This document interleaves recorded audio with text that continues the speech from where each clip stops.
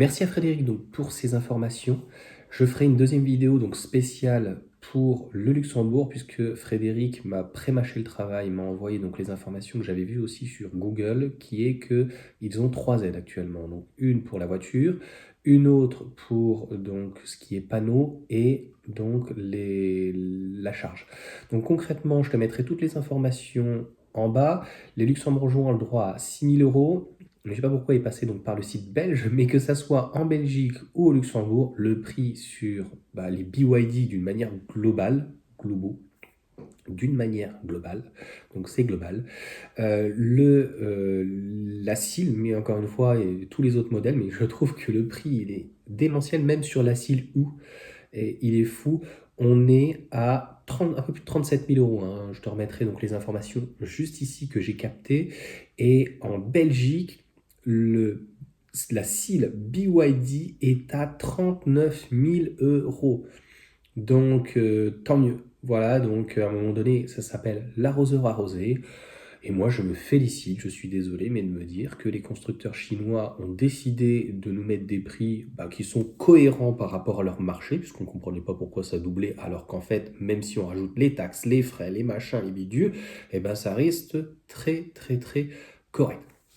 Donc, encore une fois, je ne suis pas là pour juger, je ne suis pas là pour critiquer, c'est que, en tout cas au moins de juger, mais en tout cas la critique est positive, c'est-à-dire que ça va obliger nos constructeurs à un moment donné à revoir leur business model qui était depuis 20 ou 30 ans pas compliqué. Hein. On a donc l'Union européenne, on a une inflation, on s'en fout de la croissance, nous ce qu'on veut c'est une inflation à 2%. Sauf que il vaut mieux avoir une inflation à 10% avec une croissance à 20 que d'avoir une inflation à 2 et une croissance à 0. Ça, les gens, ils ont du mal à comprendre. Bref, donc on en est aujourd'hui, en fait, à avoir eu pendant 30 ans des délocalisations pour garder et gagner, en fait, des marges exponentielles. Et donc, aujourd'hui, c'est tout à fait normal que les véhicules chinois pourraient aller voir la BYD, mais je la trouvais trop chère, elle était à 49 000. Même le leasing, il est fou. Je crois 448 euros, mais j'ai pas réussi à rentrer dans le détail. Ce que je veux de faire dans cette vidéo et donner, c'est juste l'information brute, un peu décortiquée. Et si ça t'intéresse, il faut que tu y ailles pour te faire ton propre avis. C'est ça que je veux dire. C'est-à-dire que tu vas essayer la voiture toi-même, tu verras, tu pourras juger, et tu vois si tu veux l'acheter, la louer, si tu mets un apport, en fait, là je te dis, franchement, c'est banco.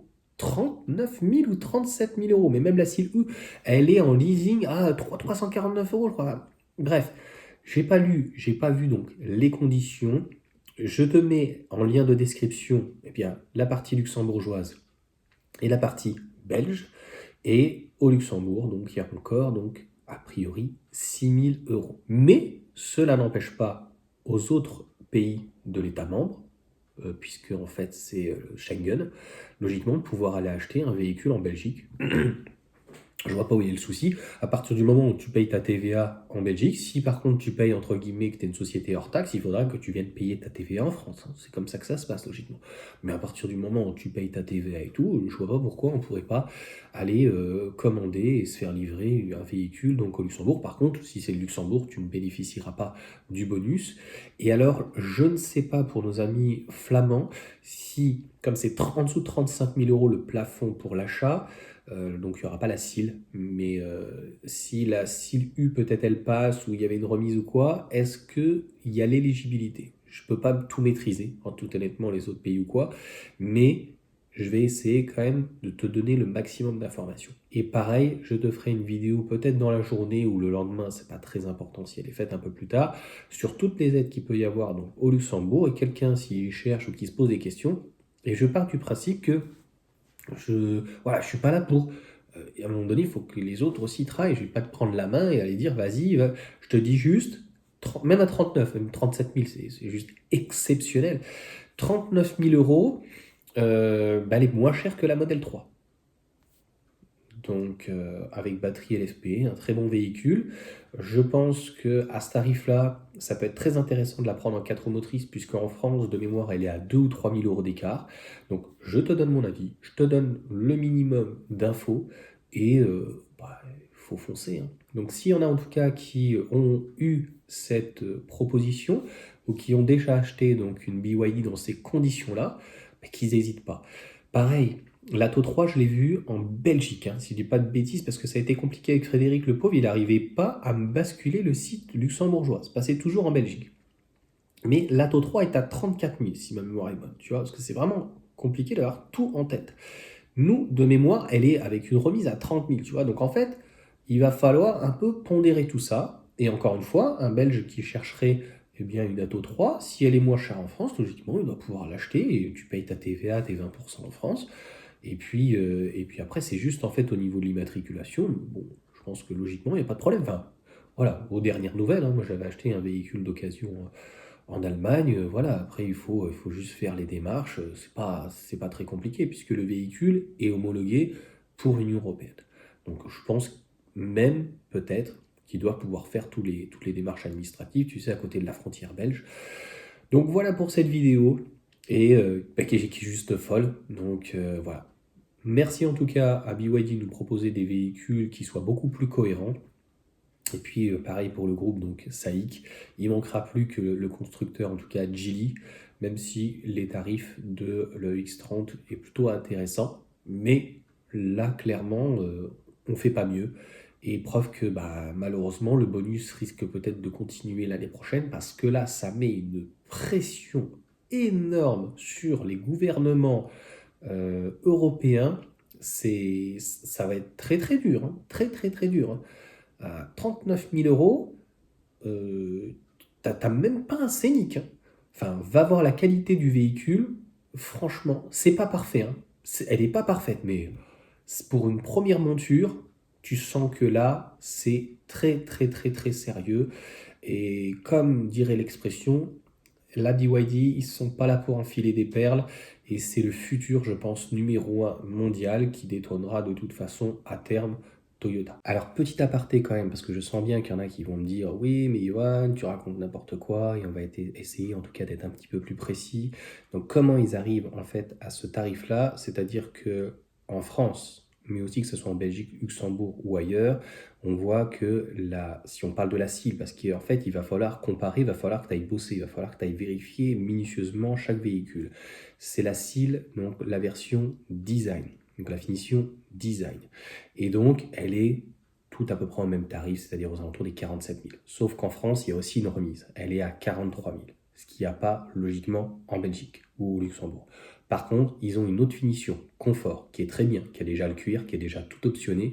La seule différence qu'elle va avoir, je te mettrai les informations si tu veux sur le côté, je vais te pré-mâcher tout. Il est quand même exceptionnel celui-là.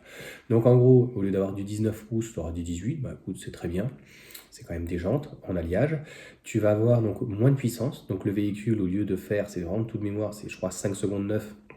Donc là, elle sera à 7 secondes 5, donc tu vas les vérifier. Tu as une autonomie un petit peu moindre.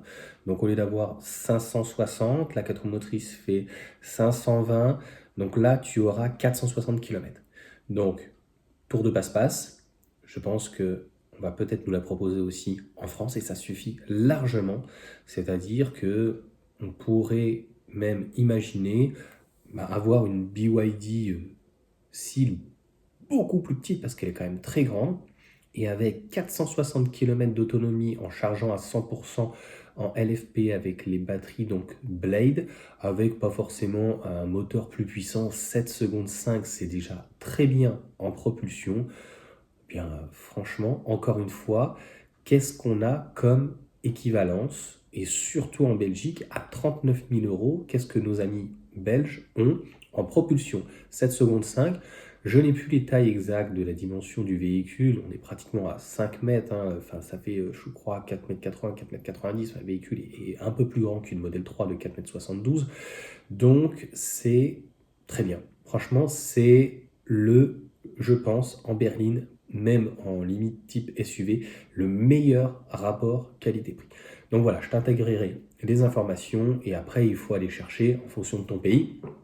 Et logiquement, ben, si on n'a pas la confort qui arrive en France, encore une fois, un contribuable ou en tout cas un Français, je vois pas ce qui pourrait l'empêcher d'aller chercher le véhicule en Belgique à 37 710 ou 11 euros, parce que la cible U en hybride rechargeable, enfin, là, ils vont plier le game. En termes de modèle, par rapport à Tesla, c'est incomparable. Tesla a grossièrement deux modèles, quatre modèles. Pareil, je t'ai pas parlé donc de, je sais plus si c'est Hang ou Tang, la berline, elle est à 54 000 euros. À une époque, je crois qu'elle était proposée à 70-80 000 euros. 54 000 euros. Donc, va piocher, va voir s'il y a quelque chose qui t'intéresse.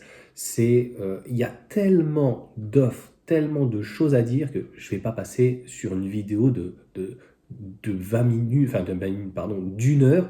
Ou alors, dans ces cas-là, il faut que je me mette sur la tablette et on passe tout clairement en revue. Mais en fonction de son besoin, on va voir.